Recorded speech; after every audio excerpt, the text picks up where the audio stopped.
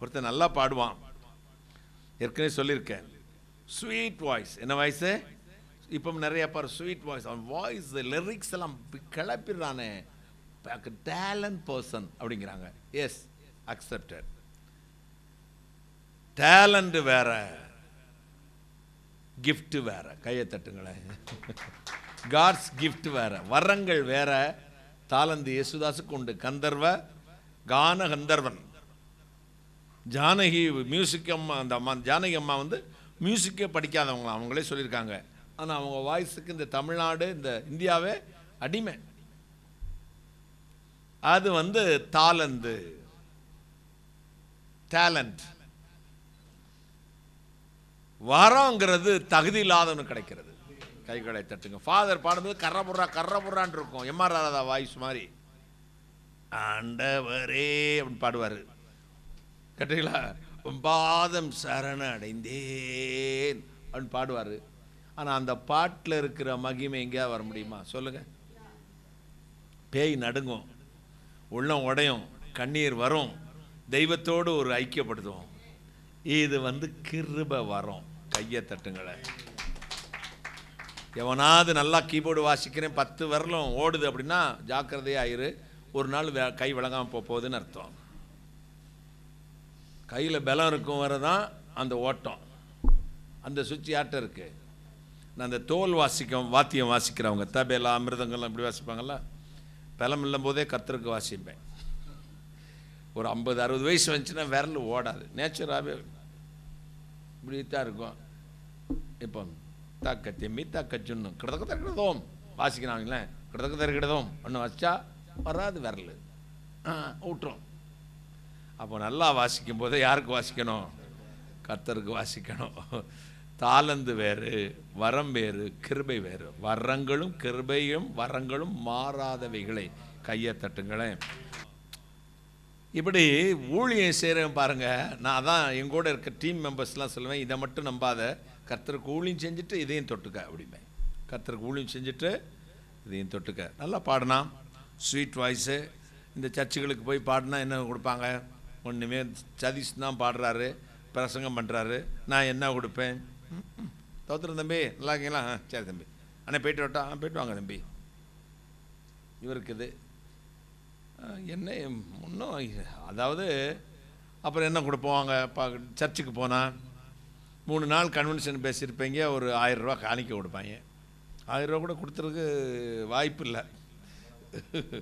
ஒரு 500 ரூபா கொடுப்பாங்க. இப்போ ஒன்று அப்படின்னா, அந்த காலத்தில் எப்படி 4 நாளைக்கு 40 ரூபா கொடுப்பாங்க. இந்த சிறிய காணிக்கை ஏற்றுக்கொள்ளுங்கள் பிரதர் அப்படிம்பாங்க. நம்மளை வாங்கி ஜெபம் பண்ணிட்டு வந்துடுவோம். இவனுக்கு பயங்கரமான பாட்டு, பயங்கரமான குரல், பயங்கரமான ஆண்டவரை பாடுறான். ஆனால் எந்த சர்ச்சுக்கு போனாலும் எவ்வளோ கொடுக்குறானுங்க? 40 ரூபாய்க்கு மேலே கொடுக்க மாட்டாங்க. சோர்ந்து போயிட்டான். இவ்வளோ நல்லா பாடுறோம், இவ்வளோ நல்லா கம்போஸ் பண்ணுறோம், இவ்வளோ என்னவோ பாட்டு இயற்றுறோம். ஆண்டவருக்கு பாட்டு இயற்றமே இல்லைங்க, பாட்டு அவர் பாட வைக்கணும். எந்த நாவில் புது பாட்டு. கையை தட்டுங்களேன். இயேசு தருகிறார். கையை தட்டுங்களேன். பாட்டு இயற்றுனா கவிஞன். இங்கே கவிஞன் தேவையே இல்லை. என் நாவு விரைவாக எழுதுகிறனுடைய எழுத்தாணி நான் மகாராஜாவை குறித்து பாடின கவியை சொல்லுகிறேன். கையை தட்டுங்களேன். இப்போ இவன் நல்லா பாடினா, நல்லா டேலண்ட்டு, பயங்கர ஸ்வீட் வாய்ஸ். போனாங்க, காணிக்கெல்லாம் கொடுக்கல. ஒருத்தர் அந்த ஒரு கூட்டத்தில் யாரோ ஒரு சினிமா டைரக்டர் பார்த்தாரு, உங்கள் வாய்ஸ் நல்லா இருக்கே தம்பி, ஸ்வீட்டாக பாடுறீங்களே அப்படின்ட்டு சொல்லிட்டாரு. போனான், ஆண்டவர்கிட்ட தினம் ஜெபம் பண்ணுவான், பாடலை பாடிட்டு இருந்தான். இவனுக்கு ஒரு நாள் சோர்வு வந்துருச்சு. என்ன வந்துருச்சு? சோர்வு வந்துருச்சு. என்ன கடவுளுக்காக பாடி பாடி என்னத்தை கண்டோம், இன்னும் சாப்பாட்டை விட வேற ஒன்றும் கிடைக்கலையே அப்படி நினச்சிட்டு பைபிளை வாசிக்கிட்டே இருந்தான். அப்போ தான் ஆண்டவர் இயேசு கிறிஸ்து 40 நாள் உபவாசம் பண்ணின பொழுது சாத்தான் சோதித்தான். உலகத்தின் சகல ஆசீர்வாதத்தையும் காண்பித்து, இதெல்லாம் என் கையில் கொடுக்கப்பட்டிருக்கிறது, எனக்கு பிரியமான கிவைகளை நான் கொடுக்கிறேன், என்னை பணிந்து கொண்டால் உனக்கும் நான் தருவேன் என்று சொன்ன வார்த்தையை வாச்சு உனக்கு ஆச்சரியம்.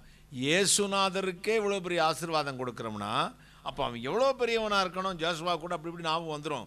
இயேசுநாதருக்கே இவ்வளோ ஆசீர்வாதம் கொடுக்குறானா அவன் கடவுளோட பெரியவனா அப்படி நினச்சிட்டு அவன் பரவாயில்லையே அப்படின்னு நினச்சான். அடுத்த நேரம் அடியேன் வந்தேன் வந்து நின்ட்டான். நினைச்சாலே போச்சு, அழைக்காத விருந்தாளி. திறந்த வீட்டுக்குள்ள நாய் நுழையிறவன் பிசாசு, அழைத்தால் வருகிறவர் இயேசு கிறிஸ்து. என் சத்தத்தை கேட்டு கதவை திறந்தால் நான் உள்ளே வருவேன், உன்னோடு சாப்பிடுவேனார்.